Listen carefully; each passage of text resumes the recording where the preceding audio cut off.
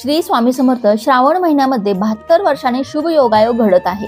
त्यामुळे श्रावण महिन्यामध्ये आपल्या हातून या 5 चुका घडणार नाहीत याची काळजी घ्यावी. कोणत्या आहेत त्या चुका त्याला जाणून घेऊयात, पण त्याआधी या चॅनेलला नक्की सबस्क्राईब करा.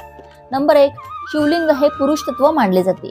त्यामुळे महिलांनी पूजेदरम्यान शिवलिंगाला स्पर्श करू नये, त्याला स्पर्श न करताच पूजा करावी.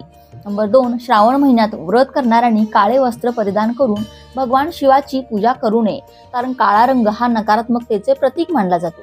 नंबर 3, शिवलिंगावर कधीही हळद, केतकीची फुले, तुळशीची पाने, कुंकू किंवा शंखातून पाणी अर्पण करू नये.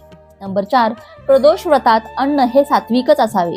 यामध्ये कांदा, लसूण, वांगी, मांस, मासे यासारखे तामसिक अन्न ग्रहण करणे किंवा मद्यपान करणे ही निषिद्ध मानले जाते. नंबर 5, तुमच्या दारात येणाऱ्या मुक्या प्राण्यांना जसे की गाय, कुत्रा यांना काहीतरी खायला द्या किंवा तुमच्या दारात येणाऱ्या गरीब गरजूंना दान करा.